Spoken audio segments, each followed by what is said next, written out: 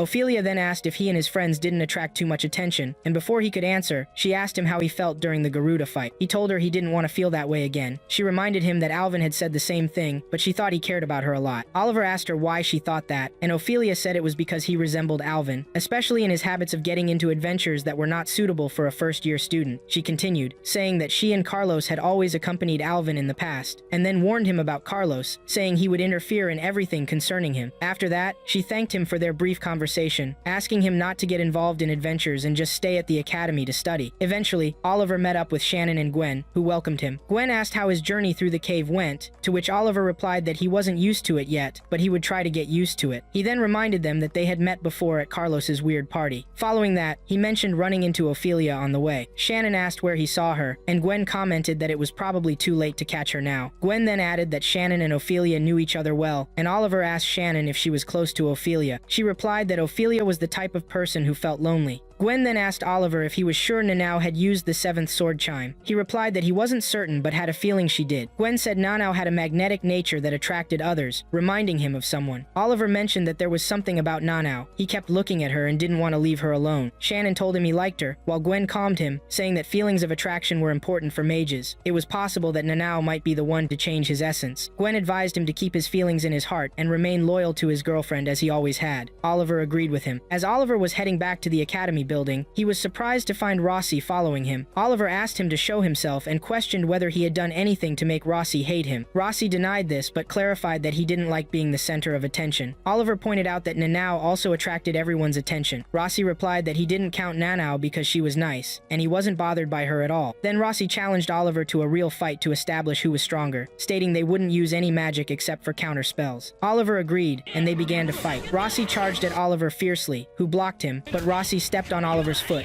kicking him and stating he fought dirty. Unlike him, Oliver told him to do whatever he wanted because those cheap tricks wouldn't work on him. Rossi grew angrier, then ambushed Oliver during the fight, hitting him in the face with the hilt of his sword, causing Oliver to bleed. Rossi then informed him he was fighting to kill, so there was no reason not to wear such things. Oliver thanked him for making him realize he truly lacked experience. Rossi warned him to keep talking like that and he would get hurt even more. But Oliver declared no more fighting because he would defeat Rossi in just 8 moves. Rossi became furious and charged at Oliver again, but Oliver quickly grabbed his arm and told him that move had been found years ago and couldn't be overcome no matter how smart he thought he was. Rossi called him arrogant. In that moment, Oliver loosened his grip on Rossi's arm, and as Rossi tried to strike him, Oliver struck Rossi's hand with his sword, causing it to fall. Rossi then awarded Oliver a medal and admitted his defeat, saying he lost to the very one he wanted to overcome so badly. Oliver told him he had a unique fighting style, but he needed to adopt one of the fundamental fighting styles. Rossi inquired what his problem was, and Oliver replied that he envied his talent because he had a special gift he wished Rossi would develop. Unlike him, everything he had wasn't his. It was given to him by someone. Rossi responded that he didn't care, and Oliver continued his way out of the cave. He then ran into Caristi, who praised him, saying she admired him from the bottom of her heart. He told her there was no need for flattery, as he was lacking in experience anyway. After Oliver returned to the dorm, he started treating Bait to help regulate the amount of magical energy in his body. Oliver explained that it was just a temporary treatment since Bait's body wasn't used to handling magic in its female form yet. He then gave Bait some tips to ensure energy flowed properly within him. Oliver gently stroked Bait's hair and assured him that he would be sleeping beside him, so he shouldn't hesitate to call for him if needed. Bait replied that they should hurry to sleep since they would wake up early. The next day, Bait confessed to his friends that he was gender flipped. Sheila congratulated him, saying it was a rare condition. Bait expressed that he didn't know how to handle it. Sheila placed her hand on his body, telling him that he was gaining a new organ he didn't have while in his female form, the womb, or the second heart for witches, where the most magical energy is stored. Bait was astonished as Sheila informed him that the womb would automatically open to provide all the magical energy stored there when he ran low. However, she would train him on how to open and close it. Sheila began to teach him how to manage this new aspect of his identity, and when magical energy surged from Bait, he wondered about it. Sheila explained that this would increase his magical capacity by several percentages and boost his magical strength as well. At that moment, Nanao mentioned that she wanted to try it since she was female too. Oliver yelled at her while Katie offered to go shopping for clothes for Bait to try on. They were interrupted by Rossi, who told them he had lost several battles after fighting Oliver. Oliver asked Rossi if he had fought anyone afterward, to which Rossi replied that some participants were dangerous, so they needed to be cautious. He then asked Bait if he had become a bit stronger before leaving quickly. Afterward, they went to Mr. Garland's class, and Bait faced Cornwallis, who threatened him. Katie noted that Cornwallis looked angry. Oliver told Bate to focus on hitting Cornwallis and not to get distracted. Cornwallis raised her sword, angrily challenging Bate to come forward and strike her. She charged at him with great force, knocking him down with her spell. When Bate got back up, Cornwallis knocked him down again, saying he was making no sense in fighting her. Guy urged Bate to calm down and ordered him not to use magic in this duel. Nevertheless, Bate stood up again and aimed his sword at Cornwallis, trying to hit her with his magic. Cornwallis unleashed a thunder spell, sending Bate crashing to the ground. She approached him, stating that he must now understand the difference between them and warned him not to get cocky just because someone had praised him a little. At that moment, Bate remembered the teacher McFarlane praising him for reading all the volumes of his book. Cornwallis told him he embarrassed her in front of Mr. McFarlane back then. Meanwhile, Katie sadly said she couldn't watch Bate lose like that. Oliver reassured her that Bate hadn't given up, and the fight was still ongoing. Since Cornwallis was undermining Bate, it might motivate him to unleash all his energy. In that moment, Bate charged excitedly at Cornwallis, and just as he was about to strike her with his sword, time suddenly ended. Then, Bate met up with his friends, and Oliver praised his performance. Bate cried out that he hadn't landed a hit on Cornwallis. Sheila told him that he nearly executed the duel technique successfully. Cornwallis overheard and said she was angry at Sheila for leading Bate in such a humiliating manner. Guy told Bate that he was close to succeeding and that there was no need to feel discouraged. Rossi chimed in, saying a loss is still a loss, but he recognized that Bate had tried hard, and perhaps he should start learning the basics too. On the other hand, Katie sat next to the troll cage, wishing they had provided a better place for it. Suddenly, a message fell in front of Katie. She shared its content with her friends, saying it was a special apology from Milligan, who left her a personal research workshop. Oliver reminded her that the cave had many dangers, and reminded her that she was still learning how to protect herself. Katie paused to say that the yearly death rate of half-breeds in the academy was 820, and that the way magical creatures were treated at the academy was dreadful. She aimed to change that, but first, she needed to make a name for herself as a researcher. Oliver asked if that was the reason she wanted to have Milligan's research workshop, to which Katie affirmed and asked for their help in managing it, stating she couldn't succeed alone. Nanau assured her that she would protect the workshop as a warrior. Everyone then joined in to support Katie, and Bate asked if she would make space for her books in the workshop. Oliver interjected that safety came first, so if Katie could keep that condition, they could set off the next day to check the workshop. The following day, they went to inspect the workshop, where Oliver noticed that Nanau had brought her broom, even though there was no room to fly. Nanau replied that she wanted to spend as much time as possible with her broom. Guy instructed Katie to ensure they were heading in the right direction. Katie reassured him that they were together, so nothing bad would happen. Oliver remarked that the cave contained all sorts of scary things, like monster attacks or traps, or encounters with other students. What would annoy them most was facing any troublesome upperclassmen. Suddenly, they came upon a nest of ball mice, and mystical creatures blocked their path. Bate observed that this path was full of magical creatures, while Guy guessed that Katie had intentionally chosen that route. However, Katie abruptly stopped and threw a stone forward, saying the area was packed with thorny projectiles. She clarified that those thorns wouldn't kill them but would cause pain. Bate asked how they would get through then. Katie suggested placing incense in the corridor, saying that the thorns would become dormant once they lit the incense. But as soon as Katie ignited the incense, they were caught by a trap and everyone began to run. Though they managed to dodge the trap, all the thorns ended up in Guy's back. They continued their way into the cave until they arrived at a group of students having a BBQ. The group leader told them that he had thrown the BBQ to welcome the new students and invited them to his party. However, our heroes decided to keep moving, claiming those students were odd. Sheila noted that the person who invited them to the BBQ was famous among his group. Guy remarked that it must be Kevin Walker, known as the Survivor. Katie asked if Kevin was really that impressive,